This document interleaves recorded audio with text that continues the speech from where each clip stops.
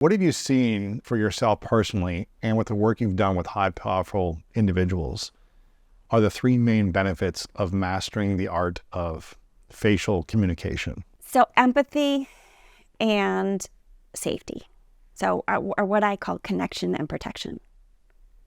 Okay. So it's when we see what someone else is really feeling, we can adjust, we can help, we can love them better. We can teach them, we can lead them better, we can, if somebody is really feeling uncomfortable, we know that they're feeling uncomfortable and we can ask them questions and we can offer help. Right.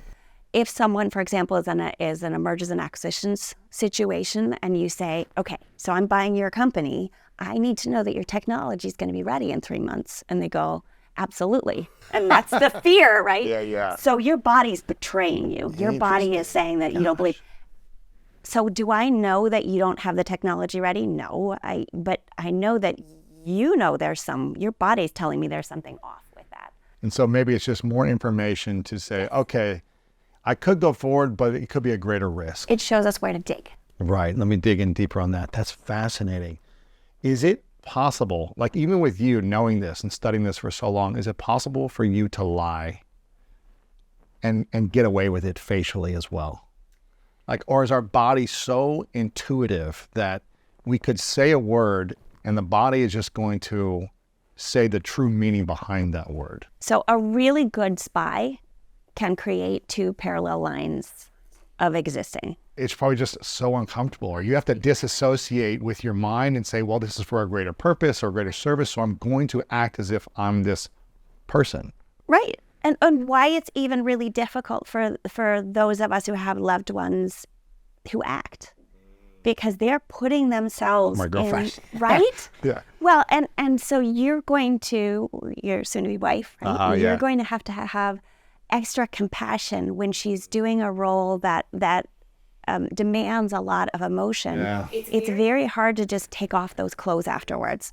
And so her body is going to believe she's been through that trauma if she's doing a traumatic role. Yeah, luckily she hasn't done any like traumatic stuff. She's done a lot more lighthearted, like romantic comedies. So it's a little bit easier, I think. That's a little easier. But you still have to play a character. Yes. And so, I mean, I think about, and my kids tease me about this all the time because I'm always looking at these different actors and musicians too and going, oh my God, who's parenting this person? Who's taking care of them?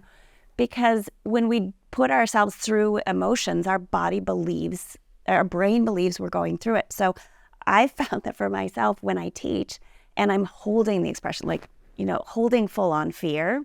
Your body feels it. My brain thinks I've lived it. You're in fight or flight. And so I would burst into tears the day after, even though there's nothing dramatic going on in my own life. You needed a release afterwards, yeah. So I need a 90-minute massage afterwards. That is fascinating because, I mean, I grew up in the world of sports and playing football. It was such a switch of a mentality, getting on the field, one, for safety, to like put yourself in a warrior state. Because it is a warrior state. I even had an alter ego. An alter ego that when I crossed the line, I stepped into a warrior. Did you have a name with alter ego? Well, my alter ego was Jerry Rice, to be honest, because as a wide receiver, I was like, okay, more of a visualization alter ego, but I embodied a character of inflicting as much pain as possible on people. That was like a survival mechanism. Right, and that's a lot for your body. Exactly. It was like, how can I inflict as much pain as possible to dominate and win? Mm-hmm. And then afterwards, it's like you need time to like shed that character, in a sense. You need time to shed it, to like process. Yes. Sometimes I'd be in like a bad mood afterwards, or just like, all right, I need like a night to just sleep it off and get back to like a loving, peaceful state. Right. It would be hard to go from there to go on a date and be Like, soft and warm and snuggly, right? Yeah, it's like, but it's interesting. It's challenging for, I think, actors or athletes or musicians who have to play a character night after night and get back to a state of who they are, I would say. Well, and think about so one of the things when you're telling me this, I'm thinking, well, at least you were moving in all of this. At least you had an outlet. So like physically there was some result of this. And I was tired too at the end. Right? I was exhausted. Yeah. So like, okay. So if you're acting and there's no physical piece of that, then you're just stuck with all this sort of nervous energy and trauma.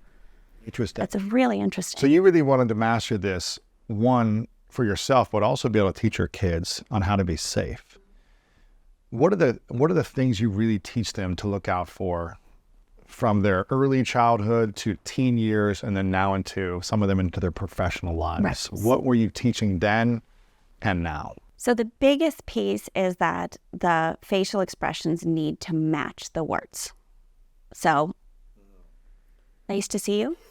Right. That's disgust and contempt. That's growling. A grown man growling at a child, that's a problem. That's predatory behavior. Yeah. And for those only listening, if you go to the YouTube, you'll be able to watch Annie's facial expression as you're explaining this. But yeah.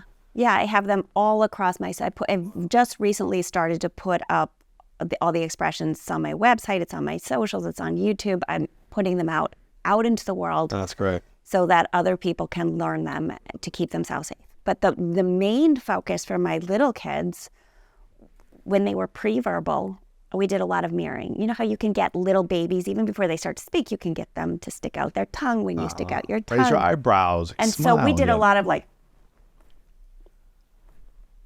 I have one kid that still does this, a lot of like crazy eyes. I would get them to mirror, a lot of, and make sounds to the facial expressions. So we practiced the big macro expressions, and I would put words to them in the same way I'd be, coffee, apple, banana. So they've never not had words for expressions. And babies know this innately. It's our universal human language. It's the language on which we build spoken language. Mm-hmm. So our facial expressions are across all cultures. It's a species thing. But the sounds we make for different words are different. Okay. But we use that. If you're looking at me and you're going, I know that's something bad. And if you're looking at me and your cheeks are popping up. So let me ask you this. How can you tell if someone's giving you a real smile? If they're smizing. Smizing. What's smizing? Kind of like right there. Yeah. Your eyes are kind of like crow Okay, so eyes, I can give you crow's feet. Oh, yeah. With a really fake smile. The bottom half is not there. Yeah. It's all in our cheeks. Is it? Okay. Okay, so when we're happy, our cheeks pop up. And then this skin is usually flat.